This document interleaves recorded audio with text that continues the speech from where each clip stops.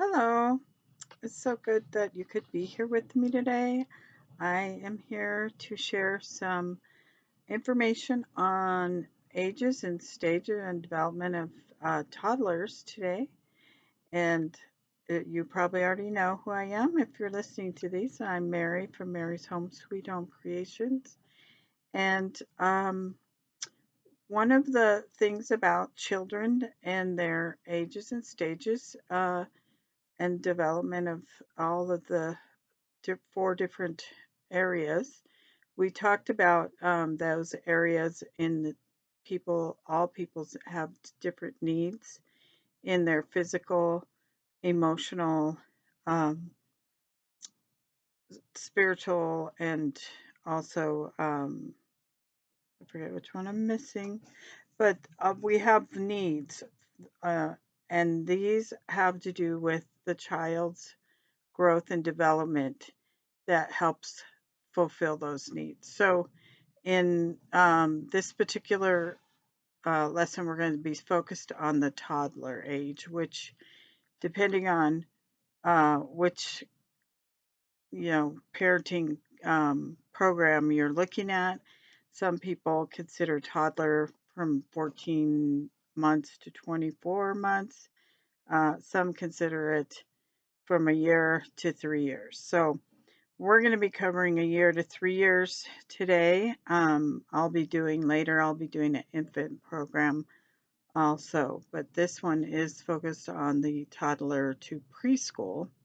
But today we're on the toddler age group. So, as everyone who has a toddler or has had a toddler knows, life is not easy when you have a toddler because, as the parent or caregiver, it takes a lot of work and consistency to make sure that you're following through and being consistent with all of the different things that are going on for toddlers. So, um, in their physical development at this age, they're going to be developing their large motor development skills. So, that is like the large motor is like crawl. Well, they're at this point, they're probably walking already. If they're not walking yet, they will be shortly, um, usually by anywhere from 8 months to a year and a half, they're walking, depending on the child and what's going on with them. If you have children who were premature in their birth or had other issues during birth, they could be delayed, or if they have other physical issues going on. So they may be just a little bit delayed, but you can still keep working on these things and then they will catch up eventually. So, um, the large motor skills of walking and picking things up, carrying them, being able to walk and carry something, be able to pick something up without falling over, all of those things are going to be your large motor skills.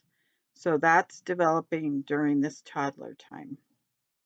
So that is different from the infant. And by the time they're preschool, of course, they're doing all of that and way more. So we have to have good expectations of our toddlers by knowing exactly what they should and shouldn't be capable of, in order for them to feel good about themselves, for you to not have unrealistic expectations, and for them to build their self esteem. So they might be able to climb up into a chair and feed themselves by now, for sure. They might be able to even take their plate when they're done eating, um, take the plate and walk into the kitchen, maybe with some assistance, but they may be able to do that at 2 years old. So from 2 and 3 years old, they're probably starting to practice carrying things and not spilling them or dropping them.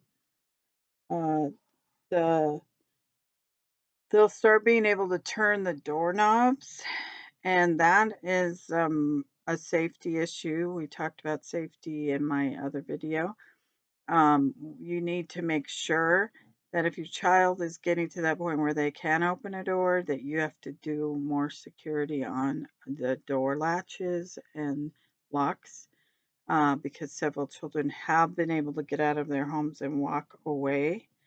You also don't want them to be able to go out and get into the driveway or the street or anywhere where they might be hurt. So, if your child starts to look like they're going to learn how to do that, you need to take that into consideration and put in those safety measures. Um, let's see. And they might start using a pencil and some crayons, start drawing on paper, trying to do those kinds of things. Now, holding a pencil and writing letters, that kind of thing, is more small motor skill, and that one may not develop till they're a little bit, like maybe by the time they could try to do that. So for 2 and 3, they start to be able to maybe draw a letter. By the time they're in the 4 5 year old preschool age, they're going to be able to do some letters. Some children can write their name by then, or it depends on where they are in their development from the beginning. Okay. Um, and they may be using one hand or the other consistently at this age, so you will be able to know if they're right-handed, left-handed. It used to be that they used to try to change that in children that were left-handed and try and force them to go right-handed. Nowadays, they don't do that anymore, and there's things that are made for left-handers, like left-handed scissors and that kind of thing. And it's really the way the brain works, so trying to change that is very hard, really hard on that child because they're doing what their brain is telling them to do. So they could be right-brained or left-brained, more right-brained or more left-brained, and that's the thing that will determine some of these things, like whether they're left-handed or not. So you want to make sure,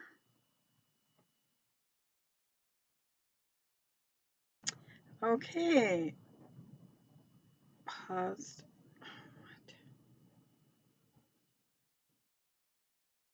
Okay, I had a little glitch there on my video. So we are talking about the small and large motor skills of the toddler and what those are, and how we as parents have to supply um, the things that they need so that they can develop those. So they should be able to start climbing ladders, going down the slide, so playgrounds or even a swing set in your yard. Um, they can start pushing things like a stroller or wagon. They can be pulling like a basket of toys or any other number of things that you have around your home. So they're going to start trying to do a lot of that thing, those things, picking things up off the floor without tipping over and carrying things, learning how to carry things and not spilling them. They're going to be learning to eat with utensils and starting to learn how to drink out of a cup instead of just a bottle or a tippy cup. And so all of these things we have to encourage, but also provide them the things to do that. When we start looking at small motor skills, we're talking about painting, drawing, um, maybe building Legos, something where they're using their small motor skills and their pincer grasp for pencils. Um, but for that age group, you're probably going to start out with markers or crayons. And then as they get older, you move into the pencils. Um, some children will be more progressed in this area and some might be more delayed depending on the child. what's been going on with them since they were born. Um, so that is the things that we need to provide as parents. It's things that will help them develop those small motor skills, toys, and um, maybe they're going to help you in the kitchen, rolling dough if you're making cookies, or helping you by getting up and down on the step stools. When they're in the kitchen, they might stand on a step stool to help you. Um, Usually, standing on a chair is not recommended because children fall off of them. They actually make these awesome step stools now I'd never seen before that actually have a front and back on them so they don't fall over. So just look into that. Know that that's another skill is climbing. Um, so that those are all things they're going to be developing during this toddler age, and they'll just progressively get better and better at them. Um, some of the other things, the potty training is going to be happening during this time, and that can happen at lots of different ages for depending on the parent's choice. I've seen people potty train at 1.5. I've seen people potty train at 2, and by 3, depending on the child. So you have to have a routine and you have to be positive about it. Some people give rewards, and you also have to make it available. If you have a potty chair that sits on the floor where they can go and go to the bathroom by themselves, that helps get them more independent at it. If you have something that sits on the toilet, having a little step stool so they can get up on it.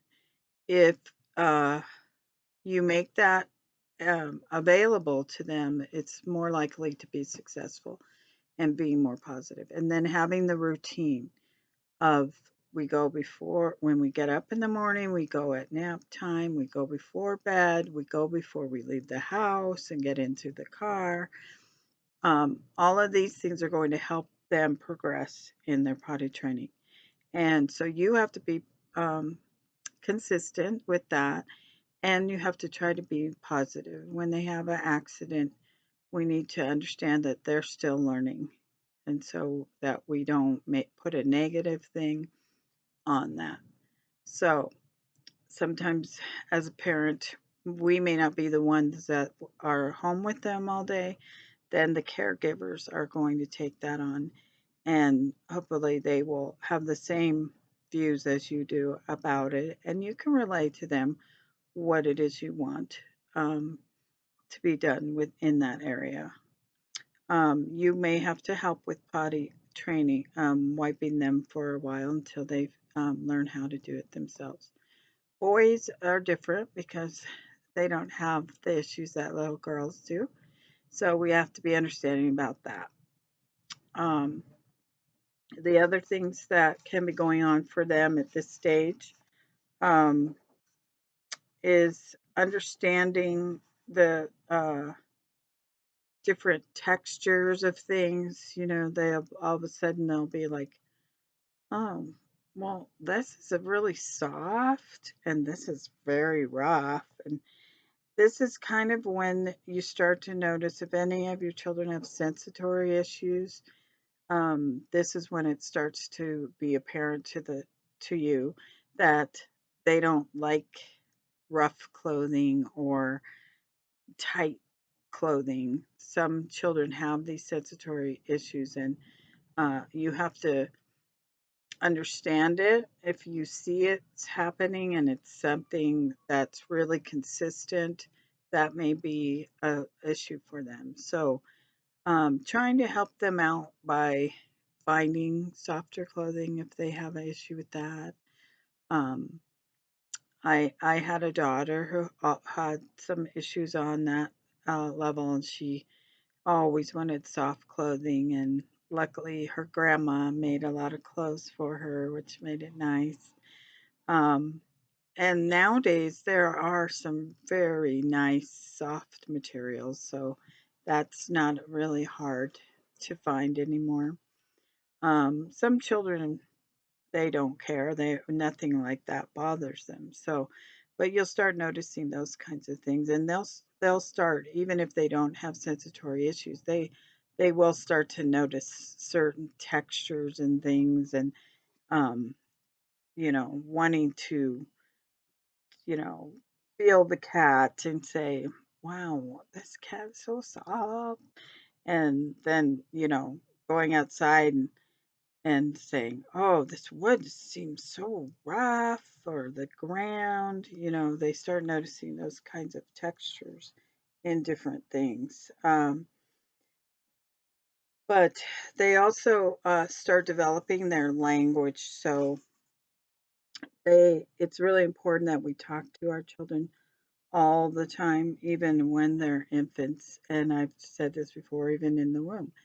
The more they hear your voice, the more that they hear words, the more that they hear sounds, the more they're going to develop their language, um, and be able to speak those words, sing those words, say those words, and to identify the people around them. Because that is one thing that babies do when they're born, even though they're not able to verbalize things like words, um, or know for sure that's my mom and that's my dad. They have connected with that parent already by their sound of their voice. And then as you get older and you start to hear those words coming from your parent or your whoever your caregivers are, they're going to start trying to say words. So at this point, they should be doing several words by the time they're two. It depends on what scale that you look at for that, but they are usually saying, um, I'll tell you what this one is saying to us, that they're usually saying about 900 words by the time the child is 3 years old. Wow, that's a lot of words, right? And by the time they're 2 years old, they might be saying up to 50 words. Now, we may not recognize them all, they may not be perfect words, and maybe we are counting them. But it depends on the child. But the more you speak to them, the more you read to them, the more they hear language and words, they're going to start to develop more and more words as they get older. So that's important that they hear a lot of words and talking and wherever they are. Some children don't get that. I know some children who had deaf parents, and the parents didn't speak, so they learned sign language, but they had lots of relatives and people in school that helped develop their language with them. So it is important that they hear the words so they can speak. Um, so the other thing we need to consider for the toddler age group is that they start to develop separation anxiety, and that can happen earlier than this for infants. But as the children grow up and get attached to their caregiver, they may not want to be separated from them. So some children will start to feel anxious when the parent leaves, and that is normal. But if they cry and then they get over it, then they're doing what they're supposed to. If they start having temper tantrums every time and they're not consoled easily, there could be a problem there. So you might need to start just being more positive and reassuring, and maybe rewarding them by explaining to them where you're going and that you're going to be bringing them back a treat when you come, whatever it is you want to do to make that easier on them. And then eventually, in leaving them, maybe at preschool or wherever they go, it'll slowly start to work its way out. Sometimes it depends on the child and what's going on for them. If they're having some difficulties um, in that situation, maybe if it's not just leaving them with their dad or mom, or if they're more attached to dad, they might be, then it could be just leaving them in school. If they're having difficulties in school because of other children or or just their difficulty with school, that can create a problem. Um, and I have two dyslexic children who are all grown up now, but that was a issue for one of my children in that nobody really understood what was going on. And I was just learning about it. I didn't understand either what what the difficulties he was having. My other child, also who had dyslexia, she didn't want anyone to know, and so she worked twice as hard, and she didn't want to take that extra help because she didn't want anyone to know because she was um, just wanted to keep it under wraps. So these days, there's more and more children that are getting help for different things, and it's okay. And so encourage them to take that help because it's there for them, and it's going to make their life easier and your life easier, and it's going to help them excel in their education. So just know that it's not abnormal for them to resist going to school if they're having some kind of issues there. So that can be a separation thing. It could be just because they're used to having you with them, and then you have to go out to the store, you're going to exercise, or you're going to do something for yourself, which you need to do.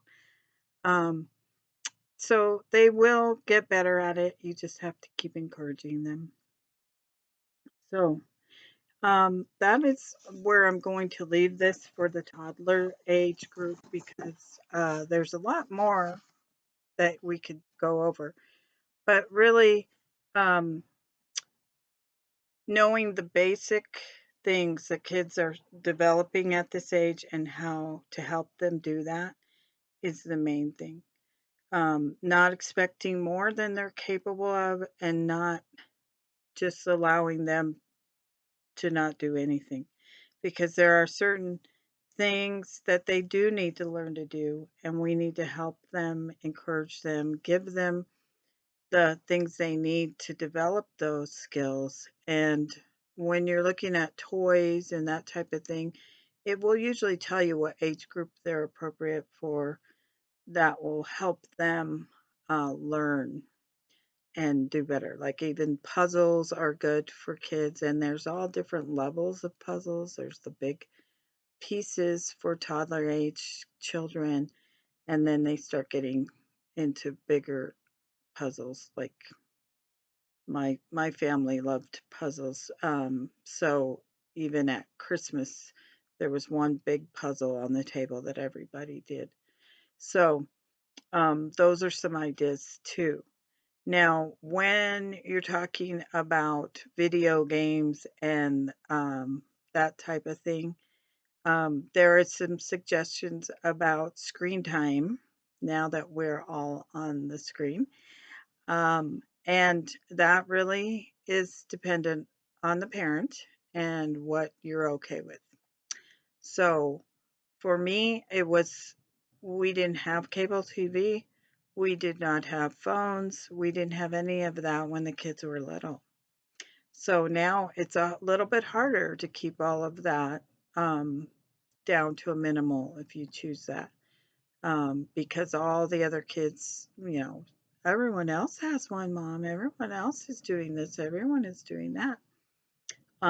But you have to decide as the parent what is appropriate, what you think is necessary, and what is good for your child. So um, just think about how that should go for your family, what works for your family. So I want to say thank you for coming. I hope you got something out of this session about toddler stages, ages, and development, and how you can help them learn the things they need to learn, and but not have higher expectations than they're capable of at that age.